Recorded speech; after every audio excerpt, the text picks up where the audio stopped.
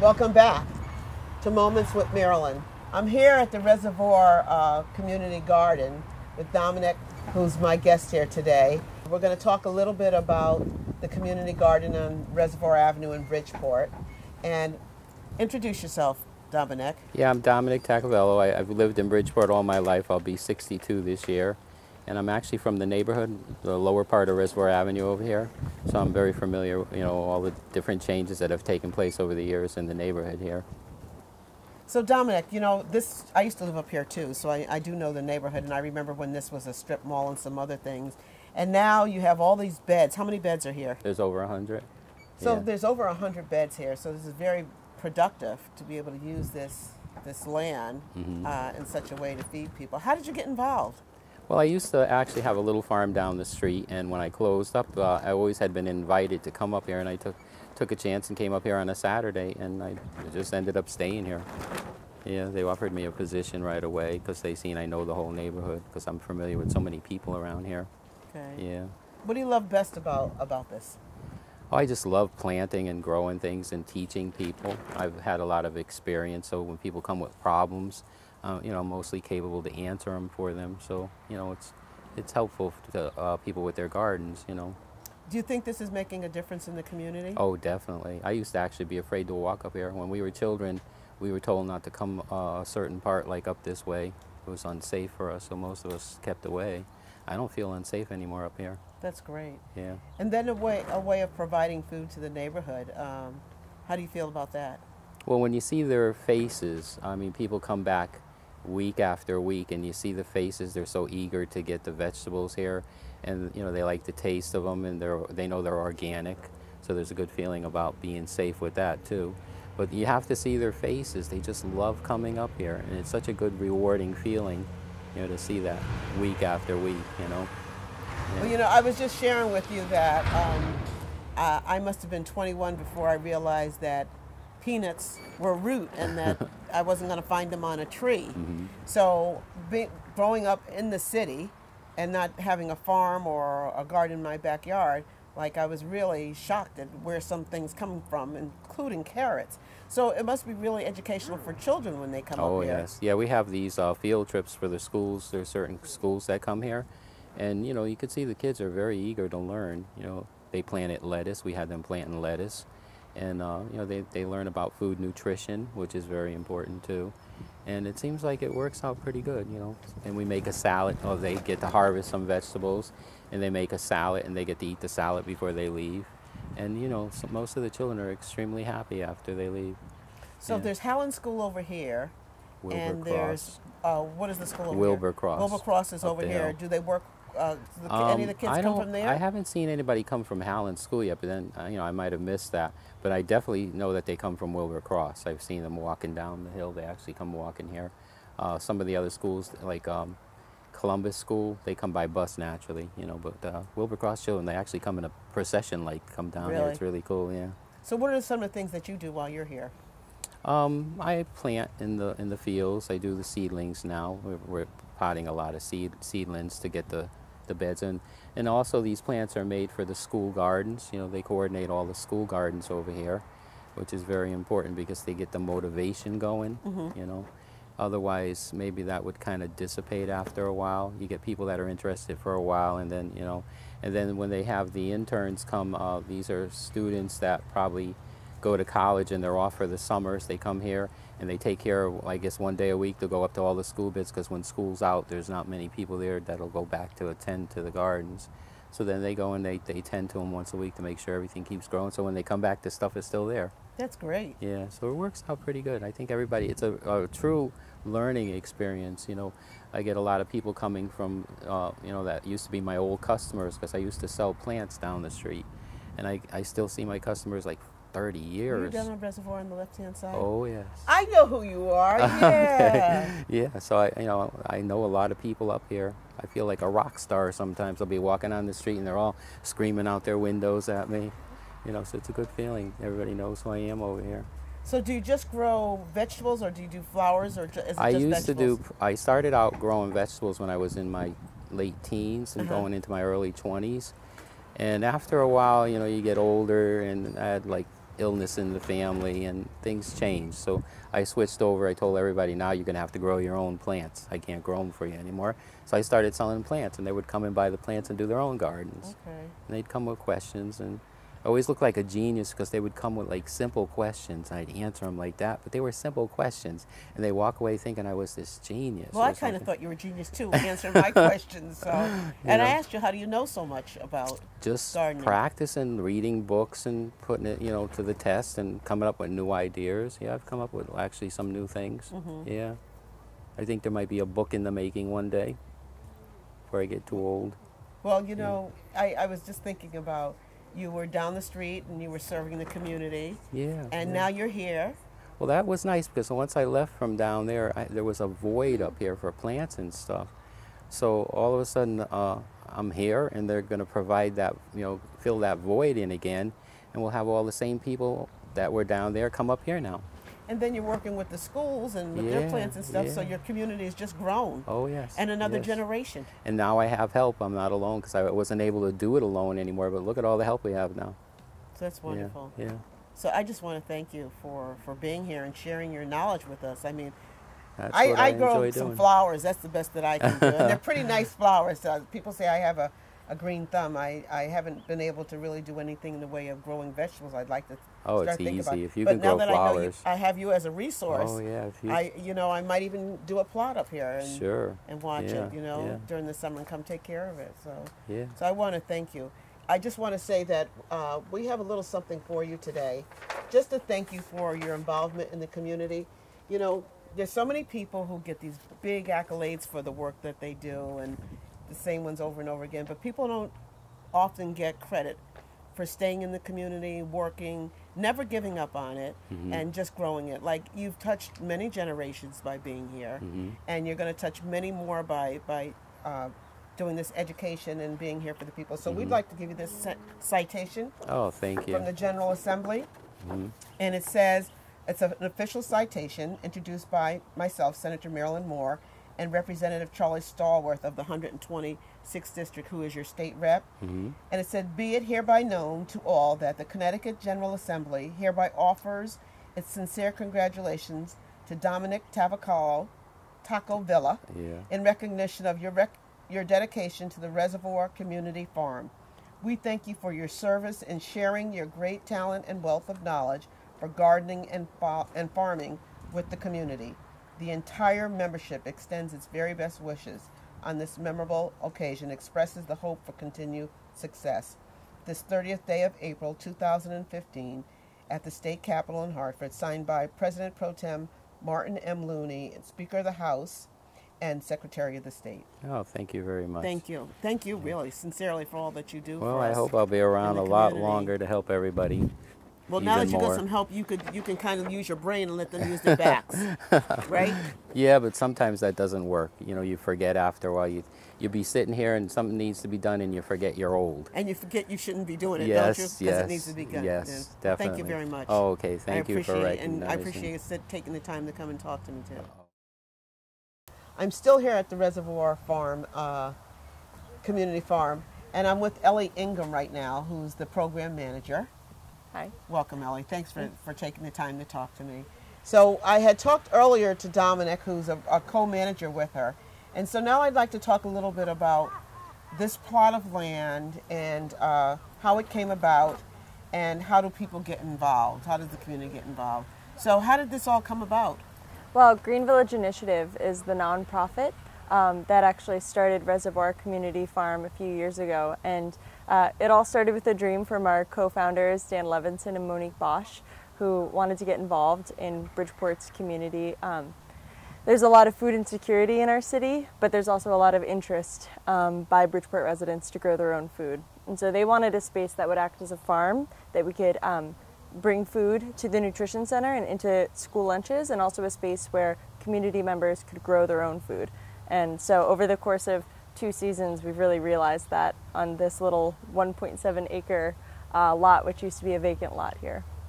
So you do, I saw some tulips when I Yeah. walked in the door. So you do tulips also? You do flowers? It's tulip time, and we try mostly to focus on growing food. But we definitely put up lots of sunflowers and nasturtiums, and this year we'll have some cut flowers here and there. But we put a lot of our energy into growing food for the community. Well, it tells you spring's on its way when you start to Yes. see tulips and some of these flowers Yes, come it's up. really exciting. Yeah. So how do you work with the schools? Actually, Maura O'Malley, who is the Nutrition Center Director, has been really integral in this whole process. She buys food that we grow here on the farm, and it gets directly to the students within the next couple of days into their school lunches.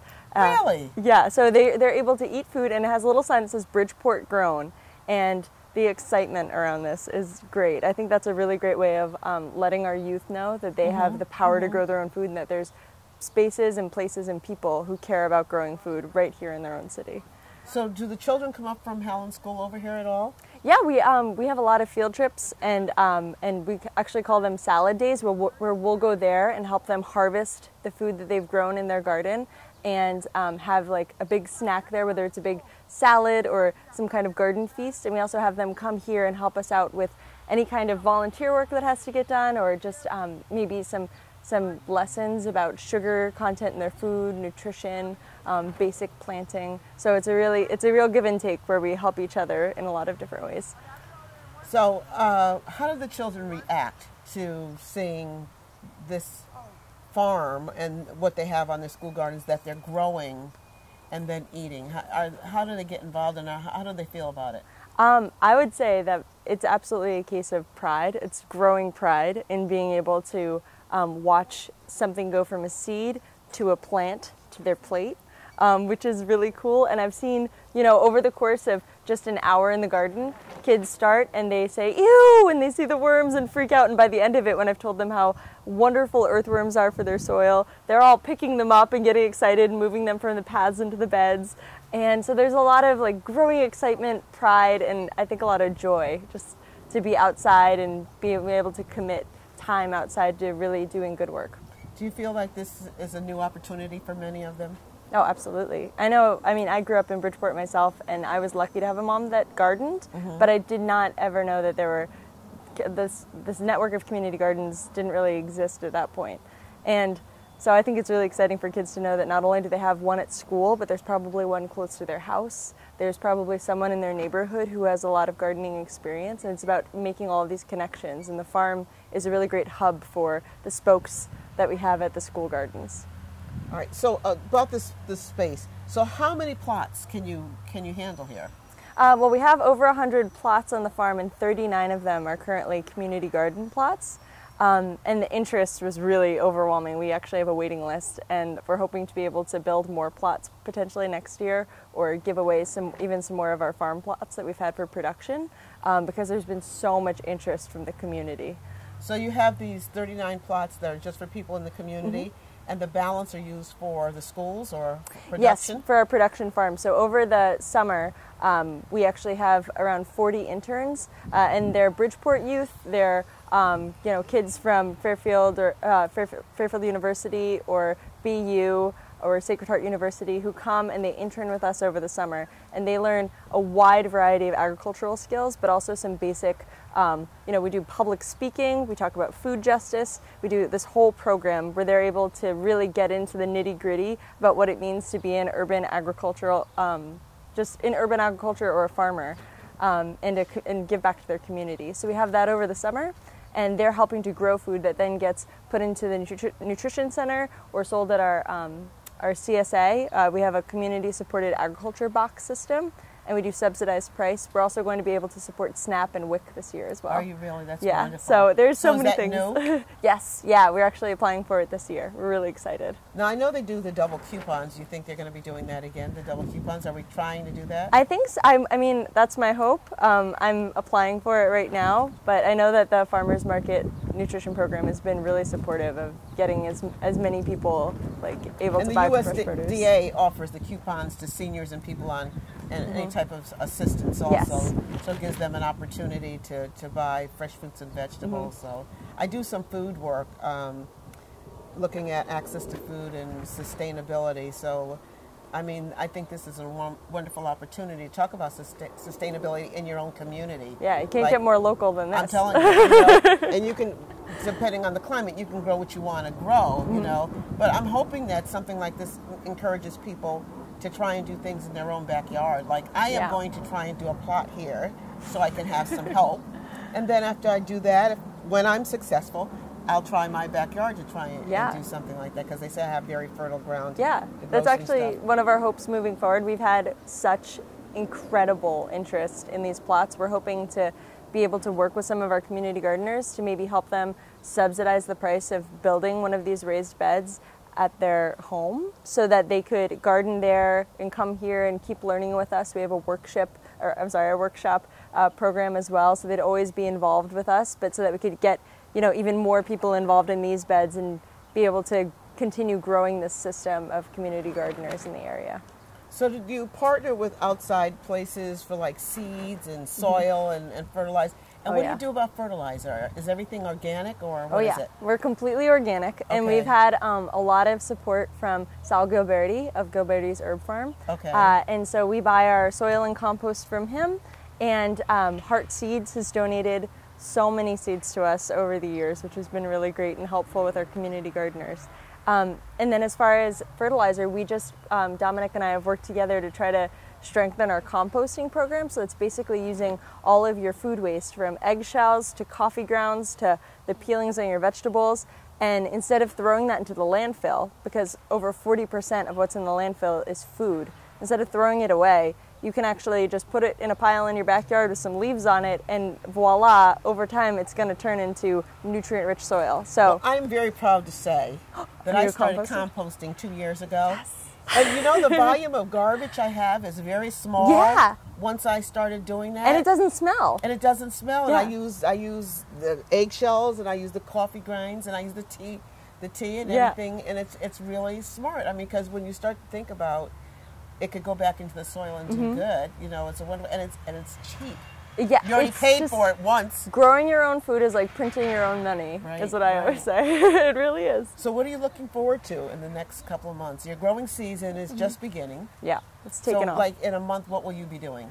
Well, it's going to be full steam ahead with having our schools come for their field trips. So I'm really looking forward to hiring our newest batch of interns and getting them going, having tons of school kids on the farm and more regular volunteer days so we can get more and more people on the farm, getting them invested in what we're doing here. And I am really excited to get our community gardeners in here, regularly every few days so I can get to know them on a really personal level. Okay, and so then you'll start seeing the harvest when? Oh boy. And I know it's graduated depending on what it is, but what will you? Yeah, what will be the first thing that you'll see? It's been a long winter and a slow spring, but actually here in the greenhouse we've been pulling up carrots for months and arugula as well, and so outside we're really looking forward to. You getting carrots now? Yeah, here in our greenhouse, actually right over here. Is a row of carrots that we're pulling out for the nutrition center for next week. Yeah. Okay. So we've been growing things pretty consistently in the greenhouse, but outside of the greenhouse in all of these plots, we're looking forward to some really sweet lettuce and some peas, some early spring, early summer spinach, and just kind of getting things in the ground for right now. We're doing a lot of seeding. And so what's the variety of vegetables that you have here? Oh gosh, see, Dominic over here is kind of the mastermind behind that because he's got a finger on the pulse of what people want. And so right now we're planting tons of callaloo and collards and kale and okra. And we're also going to have just kind of your regular like bunches of tomatoes, peppers, eggplants. So we'll have a lot of the regular staples and a lot of things that I had never actually grown up eating. Like I'd never even heard of callaloo until Dominic introduced me to it. So we're really excited for that. It's been a pleasure talking to you. I want to make sure that the community knows how to get involved in this and how you get a plot. So where would they get that information from? They can go to our website, which is gogvi.org. And on Facebook, we're also at Green Village Initiative, but they can go to Reservoir Community Farm. If they go onto Facebook and type that in, they'll come to our page.